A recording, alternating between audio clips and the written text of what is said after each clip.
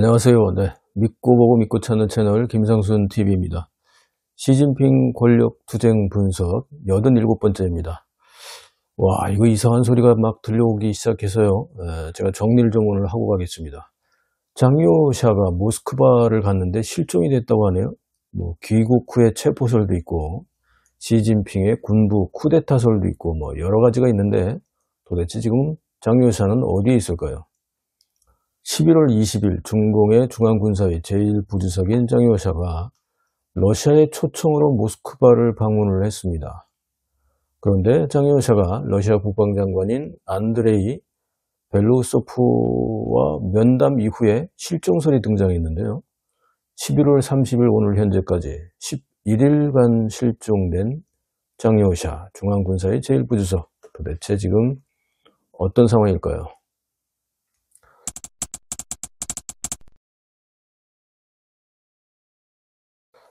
장요샤의 이번 방문은 제4차 모스크바 방문인데요. 이상한 모스크바 방문 보도 내용을 좀 정리를 먼저 하겠습니다. 11월 20일 러시아 요청으로 일단 갔다고 하네요. 그래서 장요샤가 모스크바를 갔는데 러시아 국방장관하고 만났습니다. 중국 국방부의 홈페이지에 11월 20일 장요샤가 모스크바를 방문을 했고 러시아 국방장관과 회동을 했는데 이 내용을 뭐 간략하게 한 120자 정도 이렇게 짧게 보도를 했는데요. 그냥 근황 보도만 했는데, 그런데 이상한 건요. 중공의 관영 언론인 통신사인 신화사, 또 인민일보, 그리고 중앙TV, 여기 CCTV라고 하는 일절 장요샤와 관련된 모스크바 방문 보도가 없습니다. 지금까지도 없고요. 러시아의 통신사인 스푸트니크 아시죠? 여기서도 중국의 국방부 홈페이지에 올라온 120여 자 되는 아주 간략한 내용만 동일한 내용으로 간략하게 러시아어로 번역해서 보도가 되어 있습니다. 아주 민감한 시기에 장요샤가 방러한 것을 최소화시킨 언론들, 중러 간에 도대체 어떤 꿍꿍이가 있는지 초기부터 의구심이 갔었는데요. 그런데 이후에 실종이 된 거죠. 그리고 11월 25일 날 중국 국방부의 인터넷 신문인 중국 군망이라고 있습니다. 중국 군망, 쥔왕이라고 하는 건데요. 이 장요샤 방러 소식을 실었다가 이날 바로 삭제를 했습니다. 예. 이것도 좀 이상하고, 장요샤 중공 중앙군사의 부주석 자격으로 이렇게 간 거는 3번 갔었는데요. 앞에 3차례는 모두 중공 관변 언론들이 정상적으로 보도를 했습니다. 이를테면 최근부터 거꾸로 보면 2023년 11월, 2019년 9월, 2017년 12월 이 3차례나 장요샤가 중앙군사의 부주석 자격으로 모스크바를 방문했고 다음 날인 신화사 등 인민일보 등 이런 데서 보도를 했거든요. 그런데 이번에 4차가 되는 11월 20일 방러 활동에서는 중공의 관변 언론대로 침묵하고 있습니다. 이게 벌써 시작부터 의문점이 발생되고 있고 지금 실종된 11일 동안 이상한 거죠.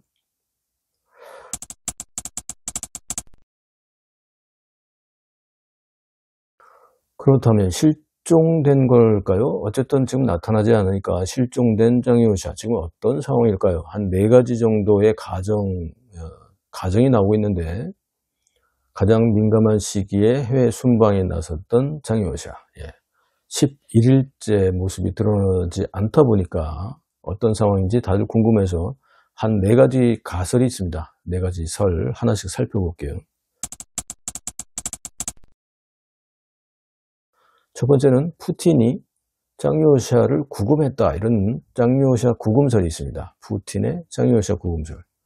이 수차례나 장요샤 암살을 시도하다가 실패했던 시진핑, 최근에도 그렇고 이 푸틴에게 방러한 장요샤를 구금 처리를 요청했을 것이고, 푸틴은 시진핑으로부터 모정에 엄청난 또 대가 및 지원을 받았겠죠. 뭐 대가가 공짜가 없으니까. 그리고 장요샤를 이제 구금 처리를 했다, 뭐 이런 설인데요. 장요샤가 결국은 이제 시진핑과 푸틴의 공모 덫에 걸려서 속수무책으로 모스크바에서 뭐 당할 수밖에 없었겠죠. 게다가 이제 푸틴이 대통령이 되기 이전에는 경호원 출신이고 특수부대 출신이니까 특무공작의 달인이죠. 그러니까 뭐 장요샤를 구금 처리하는 건 뭐 이건 일도 아니죠. 그죠? 그리고 푸틴은 연회 등에서 장요샤에게 몰래 약물 투입을 통해서 실신시킨 다음에 제압해서 체포해서 구금 중이다. 이런 것이 이제 푸틴의 장요샤 구금설이고요.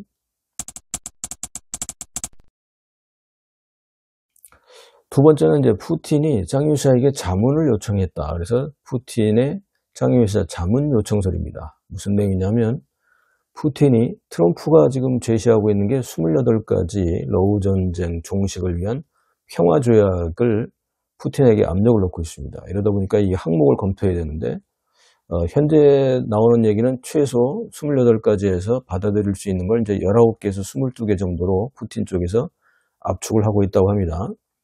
이 과정에서 러우 전쟁 전반에 협력했던 중공과 특히 군부 실권자인 장요샤와 긴밀한 협의 중이다.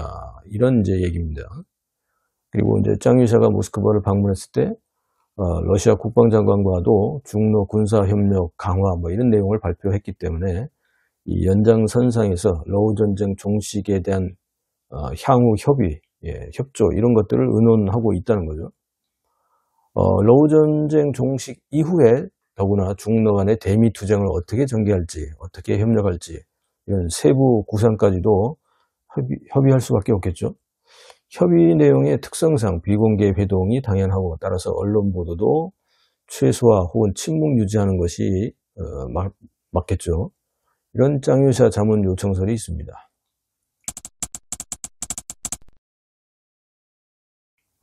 세 번째는 장요샤의 귀국 이후의 체포설입니다. 장요샤가 러시아 요청으로 방러한 이후에 공항에서 이제 귀국하면 환영 행사를 하잖아요. 이 환영 행사에서 시진핑파에게 제압을 당해서 체포됐다. 그래서 중공의 전통적인 수법은 적당한 기회를 봐서 불시에 체포해서 미리 짜여진 부정부패로 재판에 회부시켜버리는 겁니다. 그리고 숙청하는 거죠.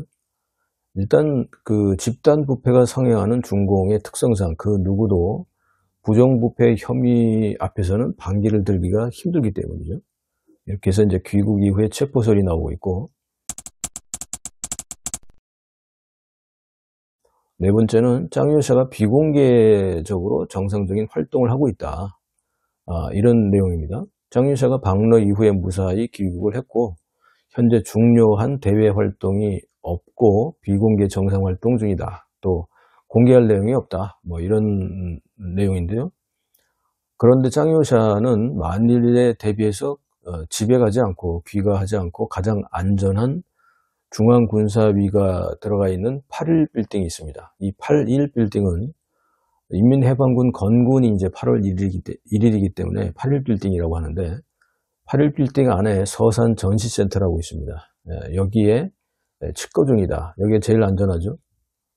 최근에 차이치 실종설 그리고 공안부장인 왕샤오홍의 실종설 뭐 이런 내용이 있고 특히 왕샤오홍이 시진핑의 지령을 받아서 수차례나 장요샤를 하려다가 실패했다. 뭐 이런 내용이 있는데 이런 게 있기 때문에 서산 전시센터 8.1 빌딩에서 장요샤가 그 안에서 꼼짝 않고 치과하고 있다. 예, 군부를 장악했으니까 뭐 이런 내용들이 있습니다.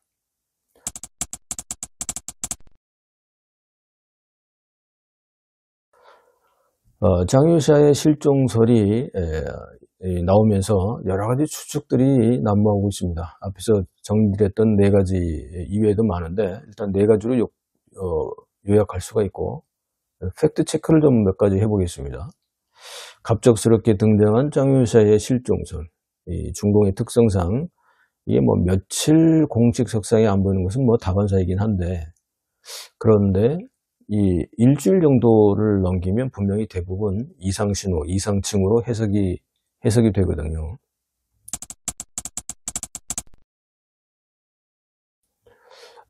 첫 번째로 기이한 장요샤 모스크바 방문 보도 행태에 대해서 체크를 해보면 어쨌든 장요샤가 2017년부터 올해까지 4차례 중앙군사위 부주석의 지위로 방문을 했습니다.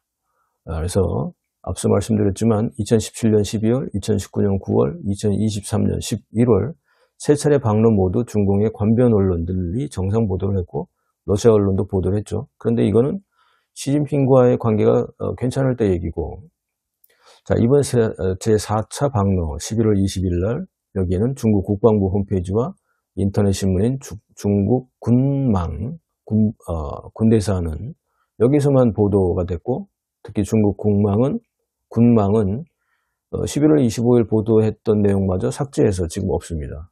그러니까 신화사 인민일보 등 여기도 전혀 보도가 없고요. 그러니까 이거 이상하죠. 그러니까 시진핑 당권을 아직 장악하고 있는 시진핑, 군권을 장악하고 있는 짱요샤의 대결에서 중공 체제 내에 시진핑파와 반시진핑파 간의 권력 투쟁이 엄청나게 지금 치열하게 전개되고 있다. 이걸 다시 한번 증명하는 게 될 수 있고,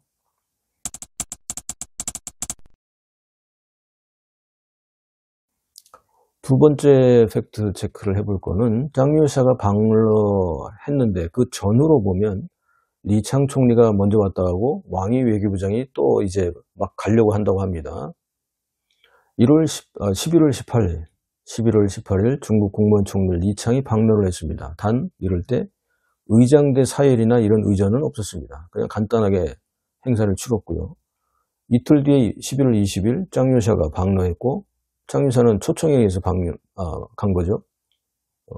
의장대 사열 등 최고 지도자급의 의전을 대접받았습니다. 이게 다르죠.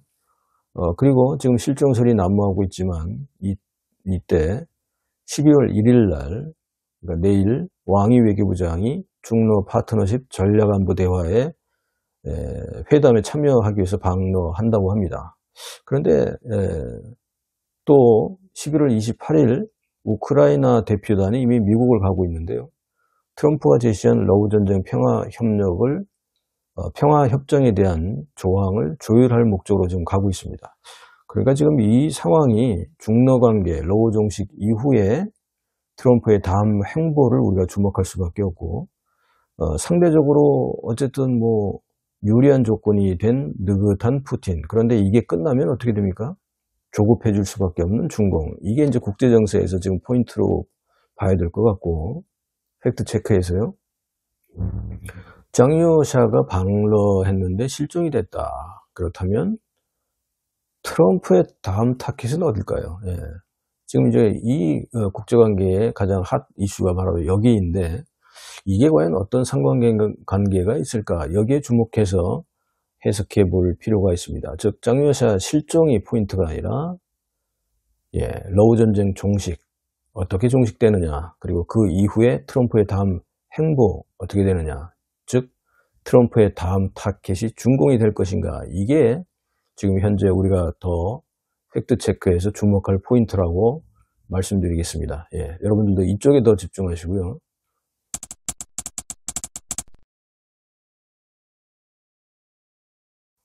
세 번째로 짱요샤에 대해서 의장대 사열 등 최고 의전을 보인 푸틴의 생각은 과연 뭘까요? 이것도 짚어봐야겠죠. 팩트체크에서. 자, 푸틴도 중공의 군권 실세는 이미 뭐 시진핑에서 짱요샤로 넘어갔다 이미 뭐 다 알고 있는 얘기죠. 그러니까 최고 의전 대우로 예우를 갖춘 이런 의미를 우리가 간과할 수 없습니다. 짱요샤를 환영하는 자리에서 레드카펫을 깔고 의장대를 사열시키고 예포를 발사했습니다. 이건 누구한테 하는 겁니까? 이건 최고 지도자한테 하는 거죠. 이런 그 대우를 했는데, 그런 다음에 구금을 했다고요? 이거는 좀 앞뒤가 안 맞죠, 그죠? 푸틴의 입장에서 고려되는 사항들을 보면 어떤 방식이 자기한테 가장 유리할까? 이거부터 고민하지 않겠습니까? 한 4가지로 요약을 해볼 수 있겠는데, 시진핑의 사주를 받았다. 그런데 영악한 푸틴이 짱요샤를 구금시킨 뒤에 그러면 시진핑이 할 일은 뭡니까? 짱요샤가 없는 틈을 타서 시진핑의 군부를 장악해야 되는데, 만약 이거 실패하면 어떻게 돼요? 그 후유증을 푸틴이 감당할 수 있습니까? 짱요샤 구금했다가. 그러니까 이 위험한 짓을 왜 합니까? 두 번째, 이미 지고 있는 해인 시진핑보다는 군부 실권자인 짱요샤와 그리고 반시진핑파들과의 이중 플레이가 오히려 더 그쪽에다가도 라인을 설치하는 게 라인 관계를 맺어놓는 게 푸틴으로선 더 유리하죠. 굳이 이걸 뭐 시진핑 편을 들어서 위험을 자초할 필요가 있겠습니까? 게다가 세 번째, 푸틴 입장에서 보면 더욱 급한 게 뭡니까? 러우 전쟁 중에서 중러 간의 협력이 엄청난 게 숨겨놓은 게 많은데 이게 나중에 들통나면 트럼프한테 또 얻어 터질 텐데 이 증거인멸해야 되죠. 그리고 향후의 협력 관계도 중공이 계속해서 러시아를 협력할 수 있도록 그 유지, 보장 이런 것들을 받아놔야 되죠. 이게 관건이고 그렇다면 장유샤와 더 깊은 관계를 가질 수밖에 없습니다. 네 번째로 러시아가 스스로 초청해놓고 그래서 장유샤가 러시아를 왔는데 시진핑의 사주로 장유샤를 구금시켜버려요. 이게 뭐 러시아도 지금 난다긴다는 대국 중에 한 국가인데 푸틴이 뭐 이런 꼼수, 양아치 같은 꼼수에 동조해서 이걸 할까요? 이건 이제 국가 체면 문제도 있거든요. 아무리 독재든 뭐든. 그래서 이런 게 뭐 정치가들이 이런 정도까지 야비하게 갈까요? 이건 멍청한 거죠. 자, 이런 것들 좀 생각해 봐야 되고. 그러니까 푸틴이 왜 최고 이전을 보였을까? 이게 포인트입니다. 예.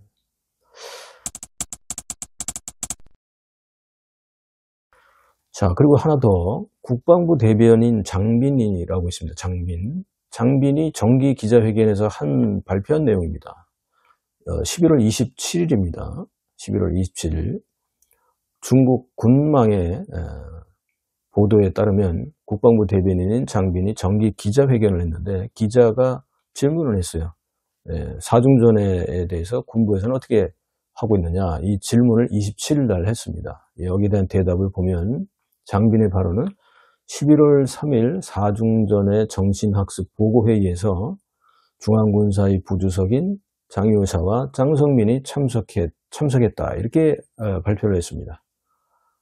시진핑에 대한 찬양, 뭐 12여 천가 이런 게 생략된 채 국방부 대변인 발언에 보면 장유샤에 대한 이름을 발표한 게 특이한 점인데요. 만약에 이게 11월 27일이잖아요. 그럼 11월 20일 이후부터 실종됐는데 만약에 장유샤가 시진핑파에게 구금되었었다면 장유샤, 장성민을 언급을 오히려 안 하죠. 이건 중공의 특수적인 보도 행태인데 안 하죠, 이걸. 중공의 비밀 정치는 아주 민감한 시기에 특히 공식적으로 어떤 사람에 대해서 언급한다는 것은 결국 장유샤가 언급됐다는 것은 장유샤가 무탈하다 이런 의미로 읽어도 무방하다, 이 가능성이 높다. 장유샤가 별탈없다라는 의미로 받아들여도 된다는 거죠. 그렇지 않으면 국방부 대변인이 공식 자리에서 일부러 그 얘기를 할 리가 없고 질문 역시 미리 짜놓은 질문을 미리 주고받는 거기 때문에 의도된 것이다 이렇게 볼 수 있겠습니다. 아무튼 좀 더 지켜봐야 될 것 같고요.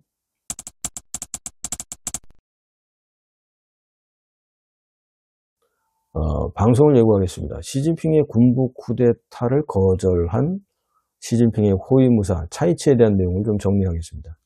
최근에 흘러나온 내용인데 시진핑의 군부 쿠데타 중에서 장유샤 암살 제거 작전을 차이치한테 시켰는데 이 시진핑의 호위무사인 차이치가 거절했다고 합니다. 뭐 어떤 내용인지 한번 그 내용을 전해드리겠습니다. 믿고 보고 믿고 찾는 채널 김상순TV 시진핑 권력 투쟁 분석 팩트 체크 시리즈 계속 주목해 주시기 바랍니다. 편집 후원에 참여해 주시는 모든 분들께 깊이 감사드립니다. 감사합니다.